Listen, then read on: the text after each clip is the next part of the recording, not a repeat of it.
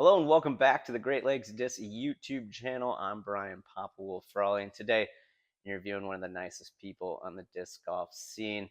This is Lindsey Maas, FPO player from the Great Disc State here in Michigan.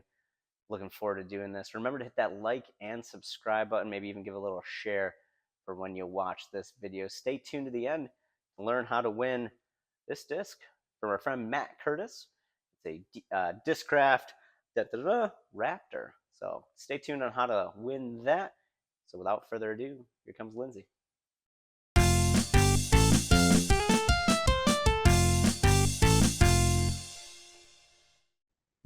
And welcome back to the Great Lakes Disc YouTube channel. Here today, we're interviewing Lindsey Maas. Welcome. How you doing today? I'm great. Thanks for having me.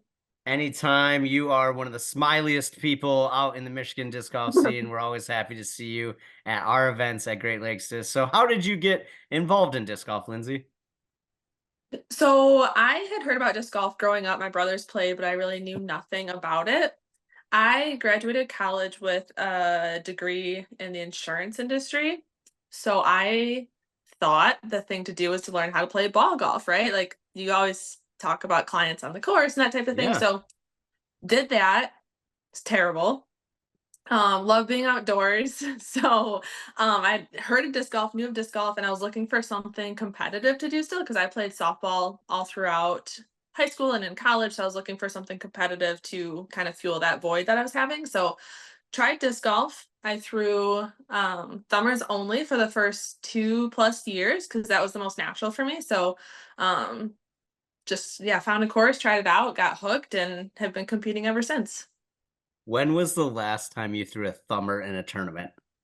So actually, I was at Kansas City Wide Open last weekend, and I was in the rough, and I had to throw a thumber, and I still got it. Yeah, that's awesome. So that's great. So you're out on courses, you're throwing thumbers, you're learning a little bit here and there. What led you to the, PDJ or competitive side of the disc golf? So I actually jumped into the competitive scene immediately. I started playing at the end of 2015 and did my first tournament in 2016 in Wow. February. So yeah, just dove head first in.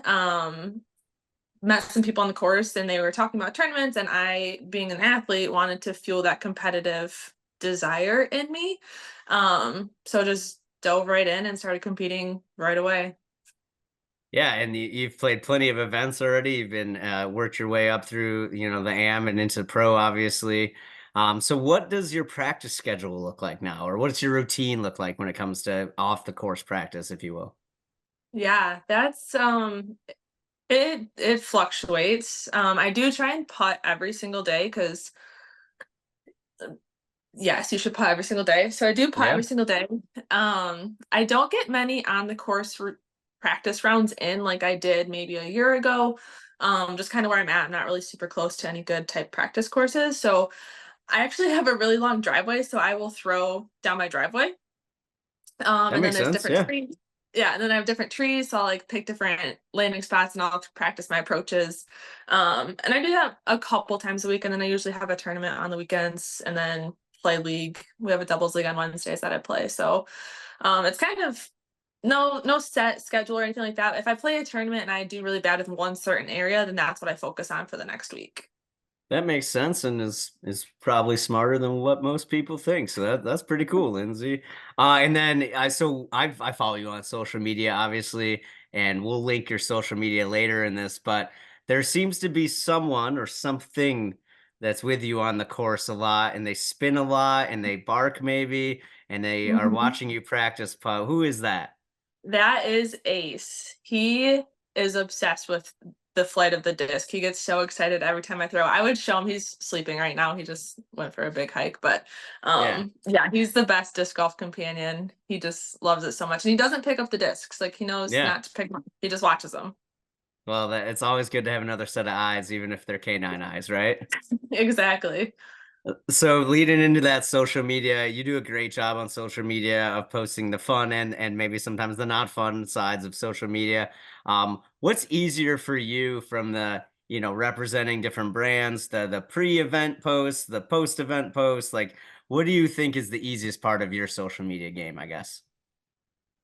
Easiest and most consistent is definitely post-event. I don't really like to post pre-event because I feel like it adds pressure on myself during the tournaments because I feel like, and it's probably not the case, but I feel like, well, everybody knows I'm competing now and they're going to be watching scores. I'm at this added pressure and like I do it to myself. Like I know it's not really happening, but that's how I feel. So I feel better if I just don't post about it and then just post after the event.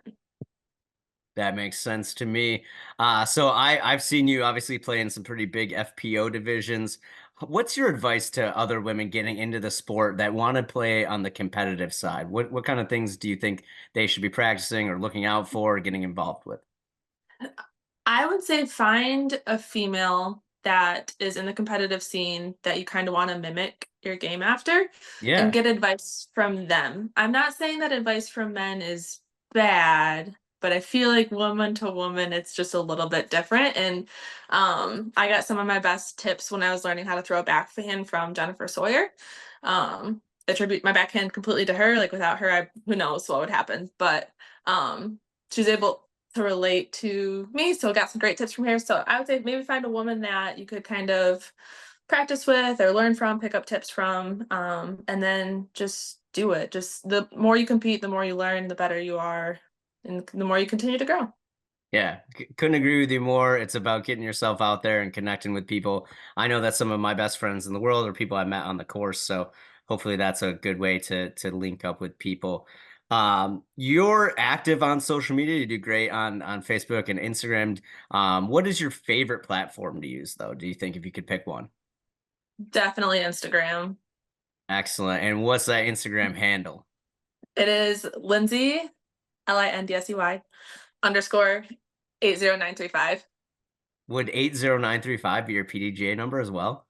It happens to be, yeah. There you go. For everybody out there looking to make your disc golf Instagram, just use your PDJ number. Yeah. It makes it It's so easy. much easier. Yeah. Mhm. And then from like my side, as the person that's out there like maybe looking for prospective players and things like that to join our team, it's great to be able to be like, I'm gonna look up that PDJ number and see if it matches, and then it does. So very Yeah. smart on your end. So you're currently throwing Mhm. Discraft, if I'm correct. Yes. Yep, and you worked your way up through underground and now are on Mhm. the what team? Tour team. Tour team, that's right. I know a few friends on there as well. So this is the tough one. What are your favorite discraft discs that you throw and try to keep it, let's say, three or less? Yeah, that's a really tough question. I love my bag so much right now that I'm partial to all of them, but my absolute favorite distance driver I reach for all the time is the Surge SS, and I actually brought it. I throw the ESP Surge SS, super straight, great finish, feels great in the hand. That one's starting to get beat in, so it'll kind of just hold over to the right. Can use it for more hyzer flip shots, which is my favorite shot to throw. Um, so I have a couple in the bag, just different stabilities. I love it so much. And then new to my bag this year is the cicada. I don't know if you can tell it's a cicada. Yeah. Um, it is a super straight fairway driver. I can really get it to hold whatever line I throw it on. It's great for woods golf, which is primarily what you have here in Michigan. So um just a super great straight flyer in the woods. I reach for it a lot. And then my other favorite distance driver right now is the Zeus, and I had to show off this one. Shout out JL Dies for this. It's so sick. Oh, you can see it really good. This thing is just it's phenomenal in the wind. It just holds the line. It fights headwinds really well. Really workable for me. Has a sick die. I can't not throw it. It's beautiful. As a person that bags two JL dies, I know how it is. Yeah, he does great work. Shout out JL. So you mentioned your first one was a Surge SS. Do you carry a couple different Surge SSs that are different stabilities in your bag? Like, how do you go about Yeah. picking those types of shots? Yeah, I do. I have so the one that I showed, that one has been in my bag for probably 2 years. It's really flippy. Great for tailwinds. That's my I get the most distance with it, except if it's a headwind, like it's an absolute no-go because that thing is going to turn over and never come back. Um, so then I have another ESP one that I just put in, so it's brand new. So it is a little bit more stable. It's gonna on a backhand shot, right hand backhand shot, it's gonna just finish to the left, not be so straight. And then I also carry one in the Z plastic. Um, I like the Z plastic better when it gets hot out. I feel like it's easier to grip. That ESP plastic, I feel like sometimes slips out of my hands. I have grip issues, so I reach for the Z if I'm having any type of grip issues. It flies very similar to a brand new ESP one for me, and they just don't beat in as quickly. Yeah, that makes sense. I totally agree with the Z plastic not beating in as fast. I definitely picked different molds for that as well. So shout out Z plastic, I guess. Yeah. So we've talked about Discraft and obviously you're on Team Great Lakes, but do you have any you want to shout out anybody or say hi to sponsors or friends or anything? Yeah, so shout out Discraft, like you mentioned, and Great Lakes Discs. Both of those teams supported me for multiple years now, and can't thank you all enough for that. New sponsor this year is Disc Golf Threads with the cool jerseys on the course, keeping us looking nice. And so shout out to Disc Golf Threads, and then JL Dyes actually sponsored me this year as well. So Oh, um, nice. got me looking good with Disc Golf Threads, my bag looking good with JL Dyes. So got a couple great sponsors this year.